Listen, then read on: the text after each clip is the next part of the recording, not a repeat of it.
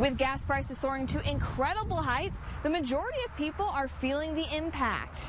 But that hasn't been the case for those whose cars run on electric. Susie, Montez Ellington Jr. appeared in court today via Zoom for his first hearing in adult court for this case. The building behind me, the former home of the Terre Haute Police Department, will soon be no more. Instead, it could be the home of college students and young professionals. If you've been in the Terre Haute or Vigo County area in the last 10 years, you may have noticed that it's a bit easier to breathe, and that's all thanks to some changes made a decade ago. Andrell, very little remains of the former furniture store building. As you can see, that the building is a total loss, and all that remains is the rubble that is right here on the ground. And this is just one of several area fires that firefighters have been fighting in the last couple of days.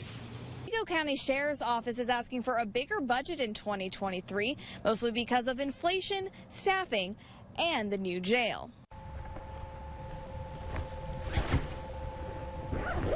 It's time to head back to the classroom, but this year filling up those backpacks is going to leave your wallets a bit more empty. Students are back on Indiana State University's campus, and while they're excited to be back with friends, head to class or grab a bite to eat, and they all want to make sure it's done safely.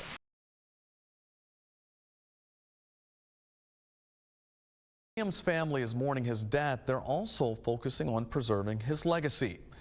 News 10's Caitlin Hunt spoke with Liam's mother. She explains how he's making an impact even after his passing. Liam Pritchard left us far too soon, and while his life may have been short, his heroic act is extending the lives of others. For 7-year-old Liam Pritchard, life revolved around a few things: family, football, and superheroes. Spider-Man was definitely his favorite. When he was about 3 years old, if you would ask him, he would say he was Spider-Man Liam Red. And after tragedy struck, Mom Raven Layton made it her mission to make Liam's fantasies a reality. In September of 2020, Liam died due to blunt force trauma to the head. His death was ruled a homicide, and his father, Brandon Pritchard, was recently found guilty of murdering him.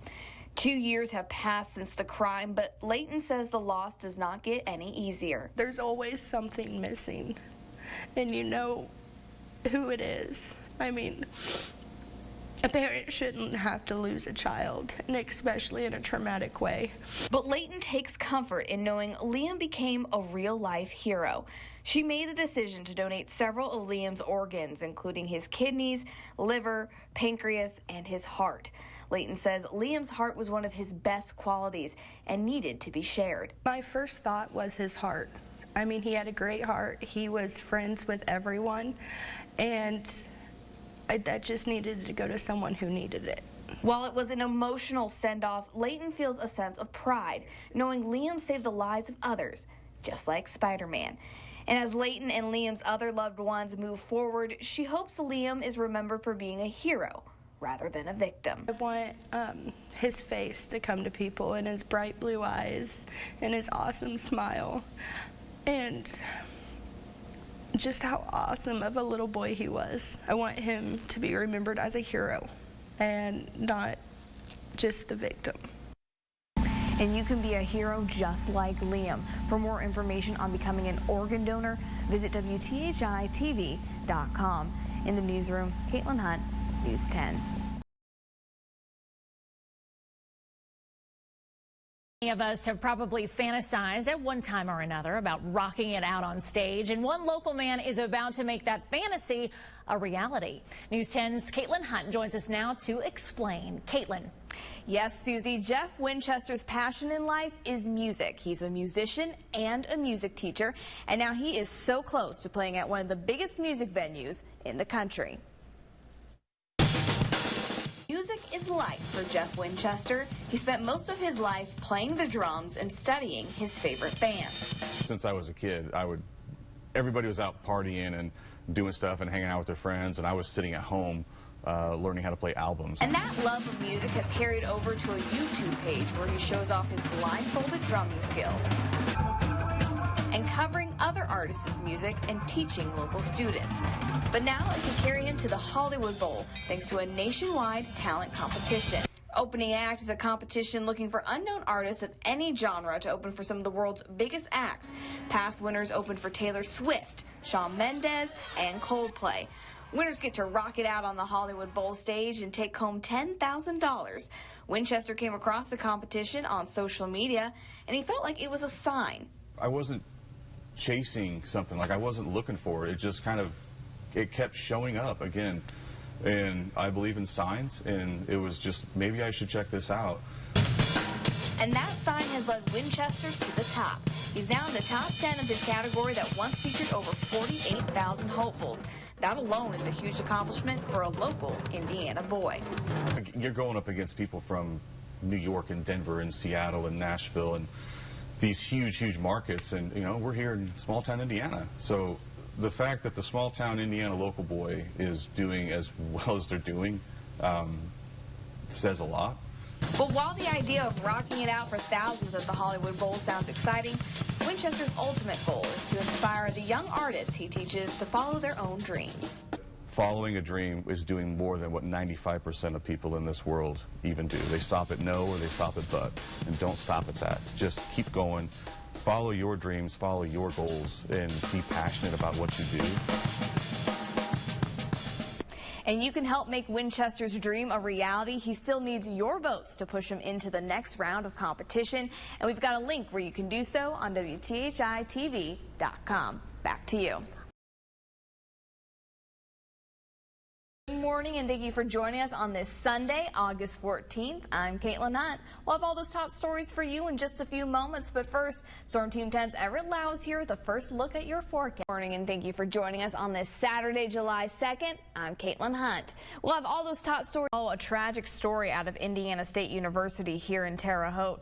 The names of those killed and injured in a weekend car crash were released, and the university's president and students are talking about the loss. The crash happened in Riley, Indiana. The Vigo County Sheriff's Office says 5 ISU students were in a car that crashed into a tree and caught fire. 3 of them were killed. They are identified as 18-year-old Christian Eubanks of Waukegan, Illinois, 19-year-old Jaden Musili of Fort Wayne, Indiana, and 19-year-old Kayla Van Hoosier of Liberty Township, Ohio. 2 other students were taken to the hospital, and they include 20-year-old Omarion Dixon of Lafayette, Indiana, and 19-year-old John Moore of Wheaton, Illinois. The university reports that both of the injured men are out of intensive care this afternoon, but remain hospitalized in serious condition. 4 of the 5 students were ISU football players. And ISU's president, the athletic director, and head football coach held a press conference yesterday. This was the first time for them to speak publicly in person about the horrific event. And ISU President Dr. Deborah Curtis thanked emergency workers who responded to the fiery crash. She also read the names of the 3 students killed, telling a little about each young man and their involvement in the ISU athletic community. Dr. Curtis said the ISU community is mourning the loss of life, and the entire university stands behind the families involved. In my phone calls with each family today, I was able to extend to them our commitment to walk beside them through these difficult days. And that is exactly what we'll do. Meanwhile, head football coach Kurt Mallory was fighting back the tears, saying his program is hurting right now. This is not a joke in any meaning, but I would much rather see a burglar than see Sherrard Clinkscales at my doorstep at 4 a.m. And when I saw Sherrard, I knew right away it was either my son for my immediate family or someone from our Sycamore family. So the unthinkable, can imagine the fear that my wife and I were going through. And this is the first full week of classes for students at ISU. We talked with students about the impact on campus. One student mentioned to us that it almost felt wrong being on campus and in class. Will Foudy is a junior at ISU, and he shared his first thoughts and what he plans to do moving forward. Of course, it always makes you think, like, it could always happen to me, it could always happen to one of my friends, family members, so you always want to make sure you're telling your people how much you love them. You never know when their last day is going to be. And counseling services are available on campus. Students, faculty, and staff can get help at the ISU Counseling Center. The center is located on the 2nd floor of Gillum Hall. That phone number is 812-237-3939. Indiana's standardized tests came back last month. They were so alarming that state leaders felt they needed to take action. There's growing concern that the pandemic and remote learning left too many students behind. Samantha Albert reports on a new effort to help change that. Is cheese your main squeeze? Then you'll be happy to know that June 4th is Nacho Average Saturday. It's National Cheese Day. Whether you like it in a toasted grilled cheese sandwich or on your favorite pizza, cheese is loved worldwide and there are endless varieties to enjoy. It even has its own encyclopedia. Cheese is produced from the pressed curds of milk, which can come from cows, buffalo, goats, or sheep. Temperature and aging affect the flavor and texture, as well as spices and other seasonings added during the process.